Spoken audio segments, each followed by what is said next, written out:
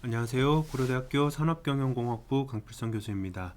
학부 데이터 분석을 위한 프로그래밍 언어에 대한 수업이고요. R 그래프 7번째 챕터인 R 그래프에 대해서 진행을 하고 있습니다.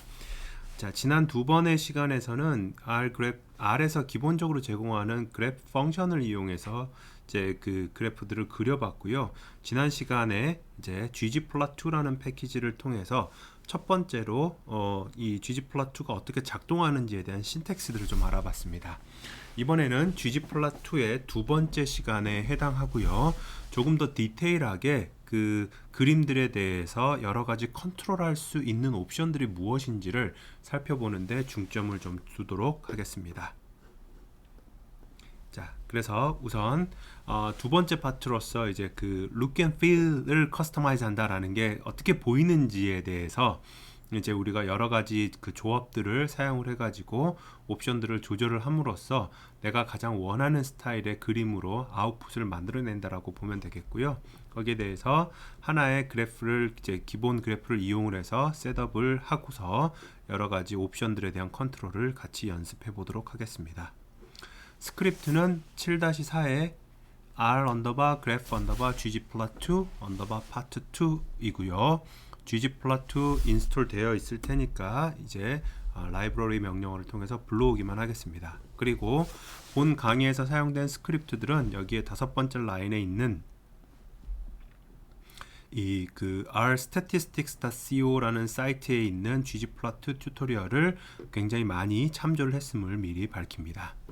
자, 셋업으로서는 이제 그 scientific 그 익스프레션을 사용하지 않기 위해서 1 곱하기 2의 마이너스 몇 승 뭐 이런 걸 사용하지 않기 위해서 아홉 번째 옵션을 좀 두었고요. 데이터는 이전 시간과 마찬가지로 ggplot2 패키지에 내장되어 있는 미드웨스트 데이터, 그 중서부에 해당하는 여러 카운티들에 대한 인구 통계학적인 정보가 저장되어 있는 데이터를 사용을 하도록 하겠습니다. 그리고 테마에 대한 기본적인 것은 이제 BW 블랙 앤 화이트의 기본 테마를 기준으로 사용을 해볼게요. 자, 우선 첫 번째 그림을 가지고 그 기본 그림을 가지고 한번 살펴보도록 할게요. 우리는 ggplot을 통해서 무엇을 그릴 거냐면요. 미드웨스트라는 데이터 프레임에서 x축은 area 면적이고요. y축은 population total 전체 그 카운티들에 대한 인구 총 인구 수를 이제 사용을 하도록 하겠습니다. 그러면서 포인트를 그려낼 건데요. 이 포인트에 대해서 색깔은 스테이트 주에 따라서 다르게 표시를 하고 사이즈는 인구 밀도 population density에 대해서 다르게 표현해달라. 그럼 결국은 하나의 점이 가질 수 있는 정보가 네 가지가 되죠. x축은 면적, y축은 총 인구수, 거기에 색깔은 소속된 해당 카운티가 소속된 주 state, 그 다음에 그 점의 크기는 밀도, 인구 밀도가 되는 겁니다. 그런 다음에 geom smooth 펑션을 통해서 해당하는 그 영역을 이제 그 점들을 가장 잘 표현할 수 있는 하나의 직선을 이제 찾을 것이고요. x축의 리밋은 0부터 0.1까지, y축은 0부터 50만까지 이제 제한을 하고 타이틀에 대한 부분은 area vs population, 그다음에 y는 population, x는 area, 그다음에 캡션은 소스는 midwest 뭐 이런 식으로 이제 다 진행을 그 설정을 해보도록 하겠습니다. 여기에 대해서 실행을 한 다음에 플롯을 21번째 라인을 통해서 경고 메시지들은 지금은 이제 우선은 무시해도 됩니다. 여기에 있는 이 예전에 첫 번째 시간에서는 여기에 있는 이 선을 따라서 직선이 그려지고 거기에 대해서 뭔가 음영이 그려졌었는데 그 두 가지가 지금 바뀌었죠. 그건 왜 그러냐면 method는 해서 LOESS라는 이제 선형식이 아닌 리니어 모델이 아닌 다른 모형을 썼고요. SE라고 하는 이 스탠다드 에러가 F로 표시가 되어 있으면은 해당하는 영역이 안 보입니다. 이거 true로 한번 바꿔볼까요? 바꾼 다음에 한번 똑같이 그려보면 여기에 있는 이 밴드가 스탠다드 에러라고 표현돼서 이제 실외 구간을 표현을 해주는데 그 부분을 지금은 그리지는 않은 겁니다. 여기에 대해서 이제 몇 가지 작업들을 우리가 커스터마이즈를 한번 해보도록 하겠습니다. 베이스 플랫은 지금 만들어져 있는 이 플랫을 그대로 사용을 했기 때문에 25번째부터 29번째까지는 사용을 하지는 않아도 되고요. 32번째 라인으로 한번 넘어가 볼게요. 이 부분 이렇게 넘어가면 뭔가 굉장히 많은 옵션들이 지금 존재를 하죠. GG 한 다음에 theme 해서 plot.title이라고 하는 게 타이틀을 수정할 수 있는 부분인데, 이 타이틀에 대해서 들어가는 게 element underbar text라는 옵션이 지금 여기서 들어갔습니다. 요 element underbar text가 들어간 다음에 무엇을 바꿔낼 수가 있냐면요, 사이즈, 크기를 바꿀 수가 있고요. 크기를 20으로 키웠고요. face는 볼드냐 이탈릭이냐 이런 거를 이제 그 글자체 글자의 형태를 바꿀 수가 있겠고요. 컬러는 토마토라고 되어 있으니까 색상을 바꿀 수가 있고요. H-just라는 거는 horizontal adjustment라고 해서 height adjustment라고 해서 높이에 대한 그 간격을 조정을 할 수가 있는 부분입니다. 그러면서 line height가 1.2다 라는 거는 이 선의 높이를 1.2로 지금 표시를 하겠다는 얘기죠. 마찬가지로 plot.subtitle 해가지고 사이즈를 15로 바꿨고요. 캡션에 대해서도 사이즈를 15로 바꿨고, X하고 Y에 대해서도 지금 보시면 옵션들을 여러 가지를 바꾸는 걸 보실 수가 있겠어요. 그리고 axis.text에서는 또 하나의 옵션은 뭐냐면 앵글은 해서 30으로 표현이 되어 있죠. 그럼 나중에 결과물을 비교해서 볼 텐데 이 글자가 약간 이렇게 기울어져 있는 것을 보실 수가 있을 겁니다. 이거 같이 한번 하나하나의 옵션들은 여러분들이 동영상을 포즈를 시켜놓은 상태에서 꼼꼼하게 따져 보시고요. 강의에서는 이거를 한꺼번에 실행을 시켜 볼게요. 그러면 아까와 봤을 때 보시면 우선은 위에 있는 이 부분의 그 크기가 바뀌었죠. 색깔도 바뀌었죠. population과 area라고 되어 있는 이 부분의 크기도 바뀌었고요. 아까 그림 뒤로 이 화살표 누르면 예전 그림 돌아갈 수 있거든요. 밑에 있는 부분을 보면 X축에 대한 숫자 값들 텍스트가 0.000, 0.025, 0.050, 0.075 이런 식으로 하면서 수평으로 이렇게 그려져 있었는데, 표시가 되어 있었는데, 이게 약간 각도가 틀어지게 표현된 거를 여러분들이 확인하실 수가 있을 겁니다. 이런 식으로 이 그 타이틀에 해당하는 부분, X축과 Y축의 캡션에 해당하는 부분, 그 다음에 실제 여기 텍스트에 해당하는 부분, 이런 것들을 전부 옵션을 통해서 조절을 할 수가 있다는 것을 하나의 예시로 지금 보여준 겁니다. 두 번째는 레전드라고 표현을 하는데요. 이 영역 있죠. 스테이트하고 population density로 표현된 여기에 있는 이 영역들도 우리가 여러 옵션들을 통해서 바꿀 수가 있어요.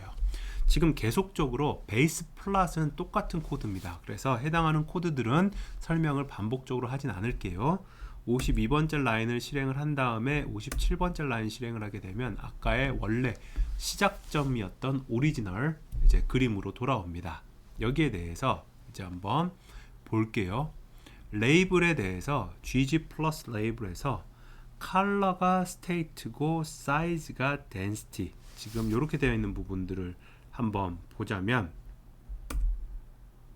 이렇게 봤을 때 아까와 다른 점 자세히 살펴보면요, 아까는 스테이트와 팝 덴시티라고 해서 우리가 지정했던 변수에 대한 컬럼명이 그대로 들어갔어요. 그런데 여기서 명시적으로 컬러는 해서 레전드에 대한 제목을 바꾼 겁니다. 대문자 S가 대문자 스테이트죠. 사이즈는 D가 대문자인 팝 덴시티가 아닌 그냥 덴시티가 됐어요. 이거를 확인을 해보면 덴시티가 나와 있는 부분이 있고요. 그 다음에 스테이트가 이렇게 나와 있죠. 그리고 여기서는 지금 알파벳 순으로 다시 정렬이 됐기 때문에 덴시티가 먼저 나오고 스테이트가 나중에 나오게 되는 상황이 지금 발생을 했습니다. 자, 이렇게 되어 있는 거를 또 다른 방식으로 한번 살펴보도록 할게요.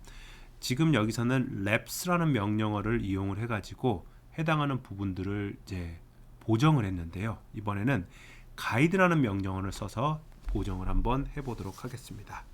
여기서 보면 63번째 라인은 원래 그림이니까 다시 한번 이제 원 그림으로 복원을 하고요.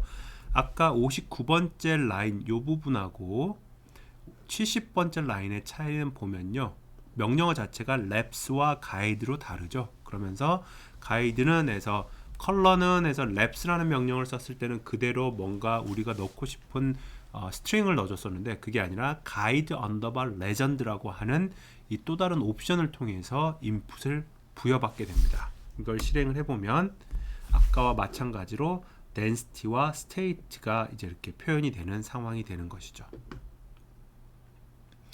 이번에는 또 다른 방식으로 이제 사용을 할 수가 있는데요. 세 번째 방식이 scale underbar aesthetic underbar bar type이라는 그 명령어입니다. 73번째 라인부터는 실제 그림이니까 다시 한번 그림을 원복한 다음에 이번에는 똑같은 작업을 하는 건데 scale underbar color underbar discrete라는 명령어에서 name은 여기서 state, 여기서는 왜 discrete가 나와 있느냐, state라는 변수는 Illinois, 그 다음에 IL, IN, MIOHWI 이렇게 경우의 수가 유한한 카테고리 형태 또는 팩터 형태의 변수예요. 이런 변수들은 discrete 변수가 되는 것이고요. 반면에 population density는 사실은 연속형의 숫자 변수죠. 그래서 scale underbar size underbar continuous로 표현이 되는 겁니다. 그러면서 name은 위에 거는 state, 아래 거는 이제 density라고 이제 표현이 되죠. 그럼 이거를 실행을 이렇게 해 보면 여기서 보는 것처럼 근데 여기서 state만 남아 있고 density가 없죠. 뭘 보여주는 거냐면 여기에서 가이드는 false로 되어 있으니까 해당하는 부분들이 없어졌어요. 이거를 true로 바꿔 볼게요. 이번에는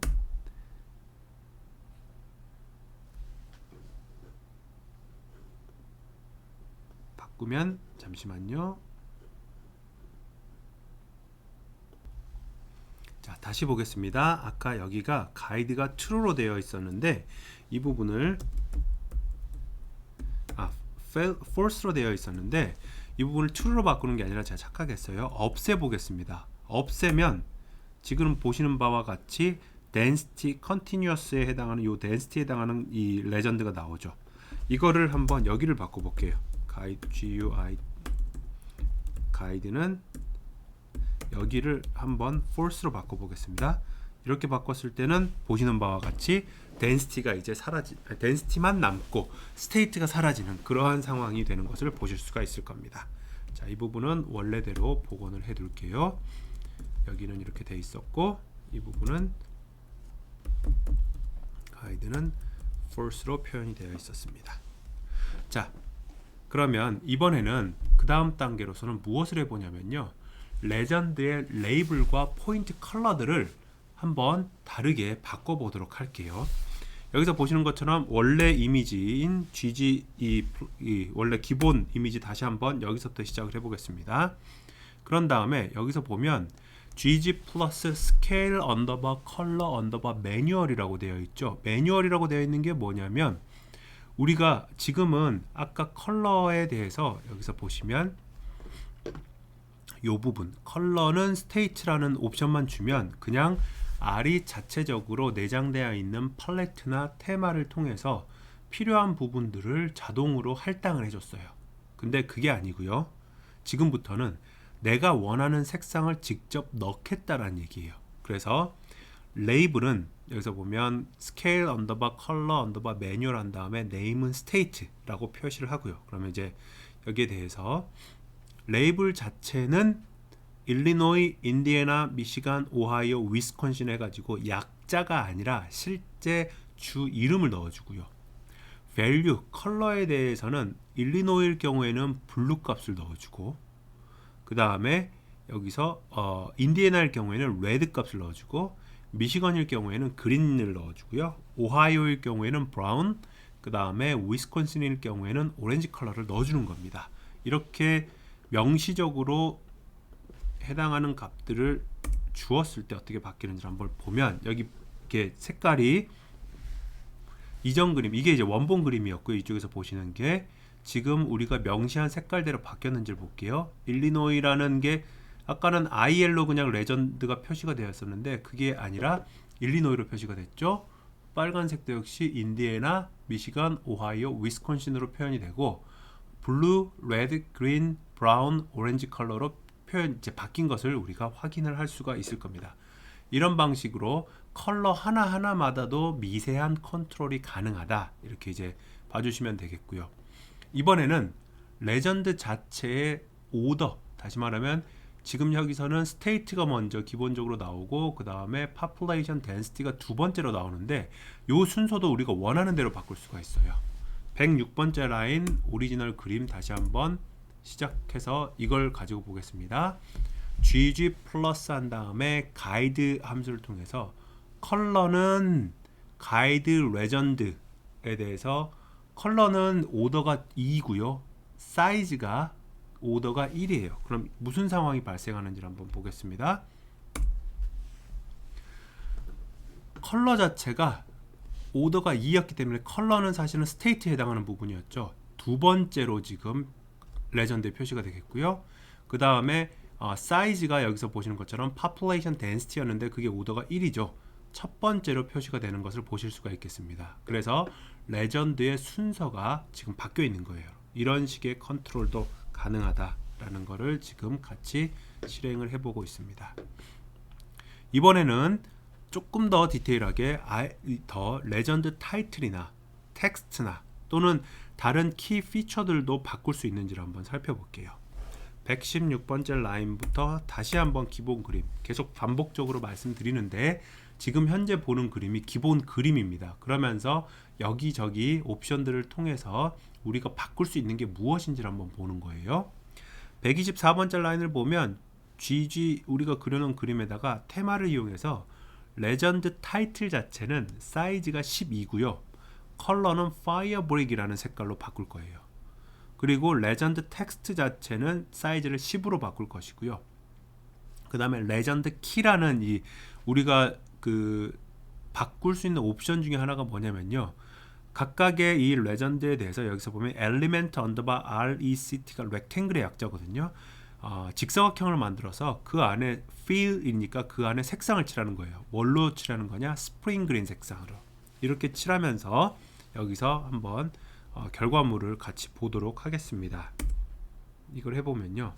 여기 보시는 것처럼 아까 컬러가 파이어브릭, 스테이트하고 팝 덴시티 색깔이 바뀌었고요. 엘리멘트의 텍스트도 지금 크기가 좀 바뀌었어요. 그러면서 여기에 해당하는 이 직사각형들에 대해서 스프링 그린 색상으로 지금 색깔이 칠해져 있는 것을 보실 수가 있을 겁니다. 이런 식으로 이제 레전드들에 대한 그 내용도 바꿀 수가 있겠고요. 마지막으로는 요 레전드에 대한 내용 중에 하나는 얘네들의 포지션도 바꿀 수가 있어요. 위치를 바꿀 수가 있다는 뜻입니다. 130번째 라인의 기본 그림부터 다시 한번 같이 시작을 해보도록 하겠습니다. 우선 여기서 하나씩 해보면서 오른쪽 하단에 나타나는 그림 결과물들을 다시 한번 눈여겨 봐주세요. 어떤 식으로 변화하는지를 같이 보도록 하겠습니다. 우선 138번째 GG 플러스 theme 해서 레전드 포지션이 none이고 서브타이틀에 no 레전드라고 되어 있는 이 부분 있죠. 이거는 실행하지 않아도 대략적으로 우리가 유출을 할 수가 있겠죠. 뭐냐면 레전드를 만들지 않는 거예요. 한번 해볼게요. 왼쪽이 사라지는 거. 이전 그림에서는 레전드가 이쪽에 이렇게 붙어 있었는데 표시가 되어 있었는데 레전드 포지션을 none으로 옵션을 지정하는 순간 해당하는 부분이 없어진 것을 확인을 할 수가 있지요. 이번에는 이 레전드를 왼쪽으로 옮겨 보겠습니다. 이걸 레전드를 왼쪽으로 옮겨 보면 아까와는 다르게 지금 보시는 바와 같이 왼쪽에 표시가 되는 것을 확인을 할 수가 있겠고요.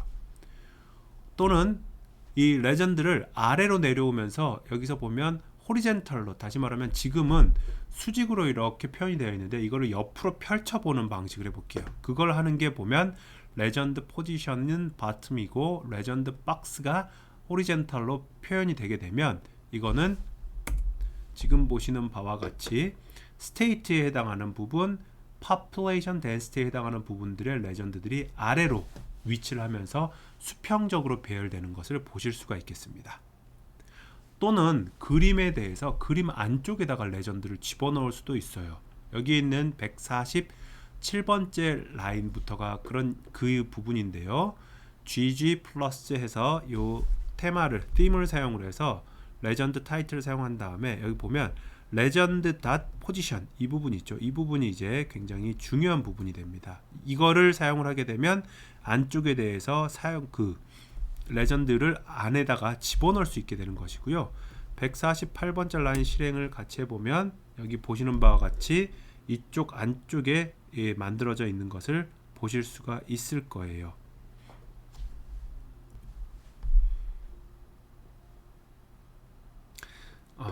다시 정정하겠습니다. 요 legend.justification이라고 되어 있는 부분이 위치를 이제 조정하는 것이고요. 그래서 1, 0일 때는 오른쪽 아래인데 0, 1일 때는 어떻게 되느냐면요. 왼쪽 위에 이렇게 등장을 해요. 그럼 이거를 1,1로 바꿨을 때는 어떻게 되는지 한번 확인해 보면 이제 이런 식으로 얘가 밖으로 나타나 있는 이런 상황을 만들어낼 수가 있겠지요. 그래서 다시 한번 이거는 확인을 이렇게 해보도록 하겠습니다. 그리고 이렇게 이제 바꿔놓고 실행을 해보도록 할게요. 자, 지금부터는 그래프 안에 특정한 조건을 만족하는 객체들에 대해서 그 객체들이 무엇인지를 표현해주는 텍스트를 추가하는 작업을 한번 같이 해보도록 하겠습니다. 자, 그걸 하기 위해서 우선 몇 가지 필터링을 해볼게요. 이게 뭐냐면 Midwest라는 데이터에 언더바 서브라는 데이터를 만들어 가지고요. Population Total, 다시 말하면 총 인구가 30만이 넘는 부분 객체들만 한번 이렇게 뽑아내 볼게요. 엔터를 치면 Midwest 서브는 원래 미드웨스트는 카운티가 437개로 이루어져 있었는데 데이터 프레임이 조건인 30만 명, 그러니까 여기서 그래프로 봤을 때는 이 부분이 되겠죠. 요거를 넘어서는 그 카운티는 23개 정도 있는 거예요. 여기에 대해서 large county라는 새로운 변수를 만들어서 여기 if else 문을 통해서 population total이 30만보다 크면 이 값을 해당하는 카운티 이름을 넣어주고요. 여기에다가 그렇지 않을 경우에는 공백을 이렇게 넣어주는 그런 상황으로 만들어 볼게요. 이게 무슨 말이냐면 이거 엔터를 친 다음에 데이터 프레임을 한번 클릭을 해보자면요. 변수가 하나가 원래 미드웨스트는 28개의 변수를 가지고 있는데 미드웨스트 언더바 서브라는 이 데이터 프레임은 변수가 하나가 더 늘었어요. 29개로 늘었어요. 왜 늘었느냐? 여기 보시는 것처럼 large county 해가지고 해당하는 카운티 이름이 이렇게 지금 표현이 되어 있습니다. 자, 그럼 이걸 가지고 어떤 식으로 작업을 할 것이냐면 무엇을 표현하고 싶은 거냐면 170번째 기본 베이스 플롯을 다시 한번 174번째 라인까지 통해서 그린 다음에요. 여기 보시면 이 그림에다가 geom 언더바 텍스트라는 명령어를 통해서 실제 그래프에다가 텍스트를 이제 뿌려줄 거예요. 레이블은 뭐냐면 large count이고요. 데이터는 사이즈는 3으로 이제 표시를 할 것이고 데이터는 미드웨스트 언더바 서브라고 하는 명령어에서 나타난 것을 보여줄 겁니다. 그러면 30만 이상이 되는 것들에 대해서만 large count이라는 그 변수가 만들어져 있고 그 XY, area와 population에 대한 정보가 존재하기 때문에 해당하는 영역에 이제 텍스트가 그려지겠죠. 아니, 이제 표현이 되겠죠. 무슨 의미인지 다시 한번 보자면 여기에 있는 이 그 각각의 동그란 점들의 카운티 이름이 지금 보시면 아까는 이전 그림을 보면 그림이 아무것도 없었죠. 여기서 보면 텍스트가 없었는데 지금 여기서는 텍스트를 지금 이렇게 보여주는 거예요. 그러면서 지금 레전드를 없앴기 때문에 약간 그림이 옆으로 길어진 것을 확인을 하실 수가 있습니다. 자, 거기에다가 여기서 보시면 또 다른 이제 방법으로는 알파는 0.25라는 옵션이 들어갔죠. 이거 들어갔을 때 뭐가 바뀌는지 한번 볼게요. 실행을 해보면 아까는 글자만 있었는데 지금은 이렇게 네모 박스로 해당하는 글자들이 이제 감싸 안아진 것을 확인을 할 수가 있습니다. 이런 식으로 우리가 해당하는 내용들 텍스트를 이제 플랫 안에다가 표현을 할 수가 있고요. 참고 삼아서 185번째부터 194번째까지는 옵션입니다. ggrepl, ggrepel이라는 그 패키지를 통해서도 비슷한 내용을 할 수가 있어요. 이건 한번 구문을 한번 봐주시고요. 이 ggrepel을 쓰는 이유가 뭐냐면 아까와는 다르게 아까는 점에 그대로 이제 지금 포지션이 만들어져 가지고 점의 위치하고 글자가 겹쳐 보이니까 다소 이해가 어려울 수 있는데 헷갈릴 수가 있는데 위치를 자동적으로 조금씩 이렇게 조정을 해주면서 점과 텍스트가 함께 잘 보일 수 있도록 지금 해준 겁니다. 그래서 여기서 보시는 것처럼 이러한 부분들을 우리가 확인을 할 수가 있겠고요. 그래서 보시는 것처럼 지옴 텍스트로 표현을 했을 때와 지옴 레이블로 표현을 했을 때 여기에 있는 네모칸 유무가 달라진다. 실수입니다. 다시 정정할게요. 알파가 옵션이 아니라요. 지옴 텍스트를 썼을 때는 아까 그림으로 보시는 것처럼 글자만 나타나는 것이고요. 지옴 레이블을 사용을 했을 때는 글자와 함께 네모칸이 같이 나타난다. 이렇게 봐주시면 되겠습니다. 마지막으로 이제 그 텍스트를 집어넣는 마지막으로 어떤 의미의 이 텍스트를 우리가 그림의 어느 위치에다가 한번 넣어보도록 할게요. 그래서 다시 베이스 플롯을 이렇게 그려놓고요.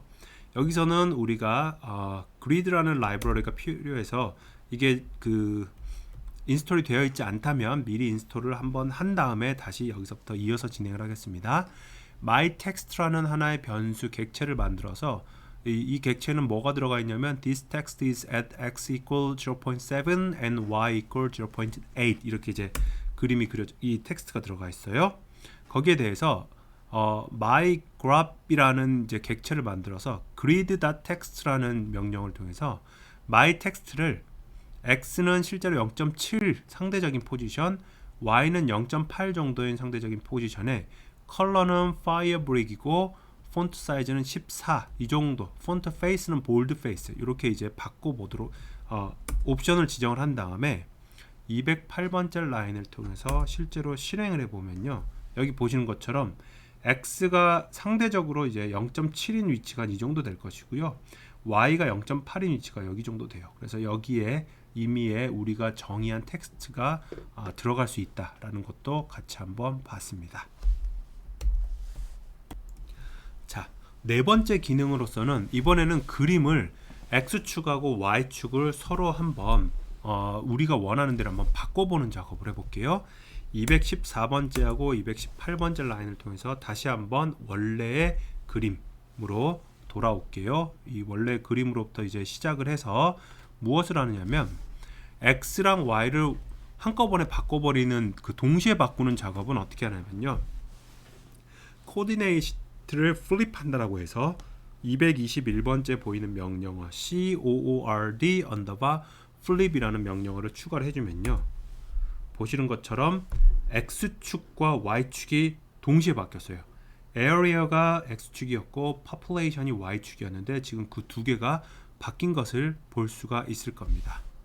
이거를 똑같은 작업으로 하면 하나씩 하게 되면 이거는 지난 시간에도 같이 한번 했었는데 scale x reverse와 scale y reverse를 따로따로 적용을 해도 됩니다. 이거를 수행을 하게 되면 여기 보시는 것처럼 실수입니다. 다시 할게요. 224번째 scale은 그러니까 x축 y축을 바꾸는 게 아니라 x축과 y축에 대한 값의 그 차순, 아까는 왼쪽이 x축 원래 그림으로 한번 가보자면 x축이 왼쪽이 작은 값이고 오른쪽이 큰 값입니다. y축도 아래가 작은 값이고 위쪽이 큰 값입니다. 근데 이거를 스케일을 리버스 함으로써 x축은 오른쪽이 큰 값이고, 그러니까 오른쪽으로 갈수록 값이 작아지고 위로 갈수록 또 값이 작아지는 이러한 형태의 그림이 지금 그려지는 것을 보실 수가 있을 거예요.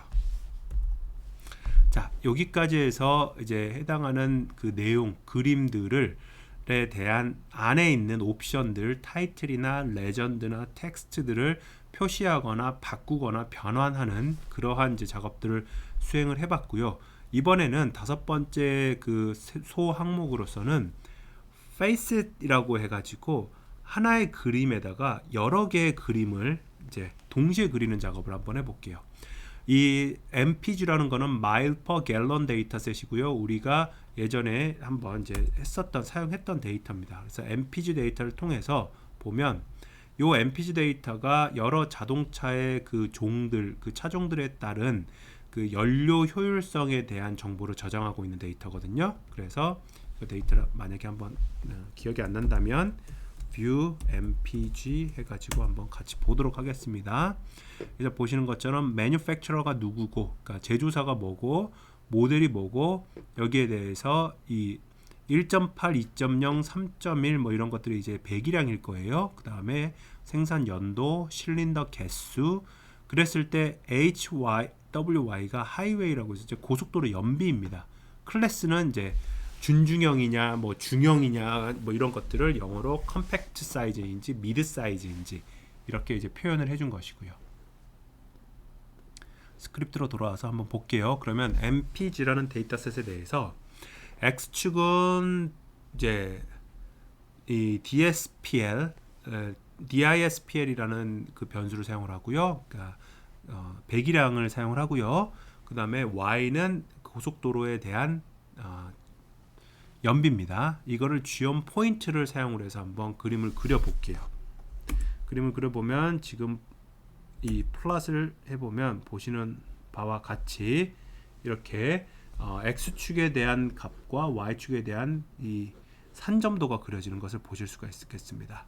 근데 이 facet이라는 거는 사실은 이 뭐냐면요. 다시 한번 보자면 요 베이스 플롯 그대로 그려져 있으니까 이거는 스킵하고요. 246번째를 보면 이 그림을 이 산점도를 그리는 데 있어서 이게 이제 포뮬러 형태인데 이 물결 표시라는 거는 요 facet 이 G라는 이 우리가 지금 하이웨이와 디스플레이스먼트에 대한 이 산점도를 클래스별로 따로 그려달라는 얘기예요. 그러면서 n로는 3이라는 거는 행은 이제 3개를 그리겠다라는 얘기거든요. 나머지 타이틀이나 캡션이나 서브타이틀은 이미 했던 거니까 참고 삼아 봐주시고요. 결과를 한번 볼게요. 여기서 보시는 것처럼 지금 X축과 Y축은 전부 디스플레이스먼트와 하이웨이에 대한 부분입니다. 여기에 대해서 아까 말했듯이 설명을 했듯이 클래스에 대해서 지금 표현을 해달라고 했으니까 현재 클래스가 지금 보면 좌석이 2개인 클래스부터 해서 컴팩트인지 미드 사이즈인지 미니밴인지 픽업 트럭인지 서브 컴팩트인지 SUV인지가 다 달라요. 얘네들에 대해서 지금 여러 개를 그려준 겁니다. 단 여기서 보면 스케일이 X축과 Y축이 다 똑같기 때문에 지금 그림들에 대한 분포가 조금 더 명확하게 차이가 나는 것을 보실 수가 있겠죠. 근데 반대로 말했을 때 각각의 이 클래스들에 대해서 조금 더 자세하게 보고 싶다라고 했을 때는 개별적인 클래스별로 X축과 Y축의 스케일이 다른 게 필요하겠죠. 그게 바로 프리 스케일입니다. 그래서 아까와는 다르게 여기 보시면 facet wrap 해가지고 스케일리스는 해서 free라는 옵션을 집어넣고 사용을 해서 같이 한번 결과물을 볼게요. 보시면 아까와는 다르게 X축의 범위, Y축의 범위가 각각의 그림마다 달라서 그림이 최소한 점들이 이 하나의 이 서브 피겨 안에서는 꽉 차 보이도록 지금 만들어져 있죠. 이게 바로 스케일을 프리로 두느냐 아니냐의 디폴트로 두느냐에 대한 차이라고 봐주시면 되겠습니다. 자, 그러면 이번에는 클래스가 아닌 하나 더 나아가서 이번에는 그리드 형태로 한번 살펴보도록 할게요. 원래의 그림 다시 한번 사용을 해서 플러팅을 한 다음에 여기서부터 시작을 해보겠습니다. 이번에는 그리드라는 건 뭐냐면 facet grid라고 표현이 되어 있고요. 지금 제가 보여드렸던 지금 우리가 지금 오른쪽 하단에서 보고 있는 이 X축, Y축에 대한 그림을 manufacturer, 다시 말하면 생산 회사와 클래스, 사이즈별로 다 따로 보여달라는 얘기입니다. 그러면 2 곱하기 2 사이즈의 격자가 되겠죠. 실제 실행을 해보면 좀 시간이 걸리고요. 그림이 굉장히 많은 게 나올 겁니다. 이거는 확대를 한번 해볼게요. 줌으로 확대를 한 다음에 최대한 확대를 화면에서 하면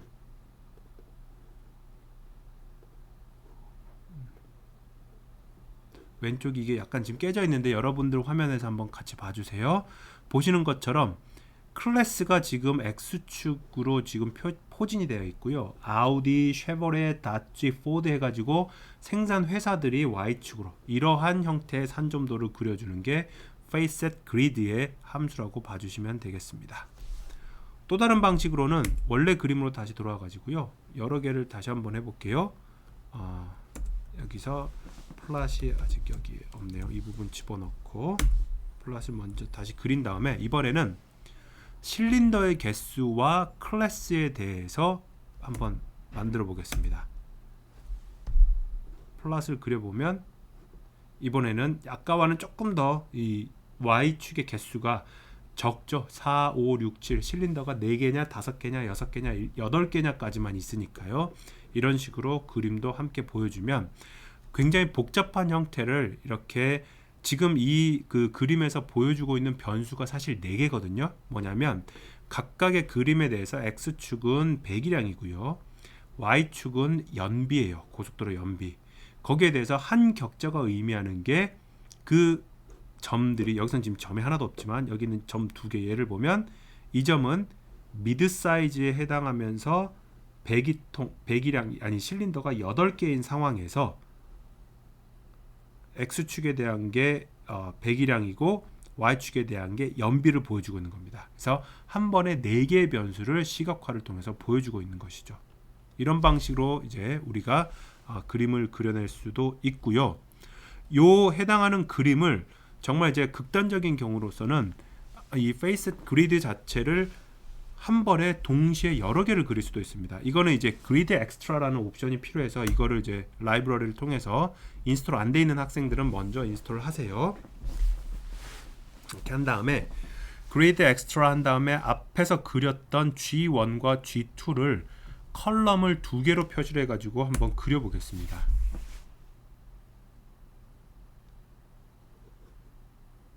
그러면 이게 그림 그리는데 좀 시간이 걸렸는데 아까 보신 것처럼 왼쪽에 사이즈하고 그 다음에 클래스하고 매뉴팩처러에 대해서 또 그림을 볼 수가 있겠고요. 클래스하고 실린더의 개수에 대해서도 지금 그림을 볼 수가 있는 거죠. 이런 방식으로 극단적으로 굉장히 많은 것들을 디스플레이 하는 것도 가능하다. 이렇게 이제 생각을 해주시면 될 것 같아요. 자, 마지막으로는 이제 그림의 백그라운드라든지 아니면은 뭐 이렇게 축들을 바꾸는 방법을 한번 같이 볼게요. 여기서도 G가 빠졌네요. 285번째 라인에서 다시 한번 원래 그림으로 들어와서 요 그림으로 이제 시작을 해보겠습니다. 백그라운드를 바꾼다는 얘기는 여기 옵션이 되게 많이 있는데요. 이거 한번 봐볼게요. theme 해서 panel.background는 해서 element underbar rectangle fill은 카키색으로 바꾸겠다. grid major는 벌리우드로 바꾸겠다. grid minor는 토메이로로 바꾸겠다. 뭐 이런 식의 옵션들이 있어요. 이거는 하나하나 설명하는 것보다 그림을 그려놓고 여기에 있는 이 그림들의 변화된 원래 오리지널 그림에서 변화된 이 부분과 해당하는 옵션들을 1대1로 한번 매칭을 해서 살펴봐 주시면 좋을 것 같습니다. 여기서도 마찬가지고요.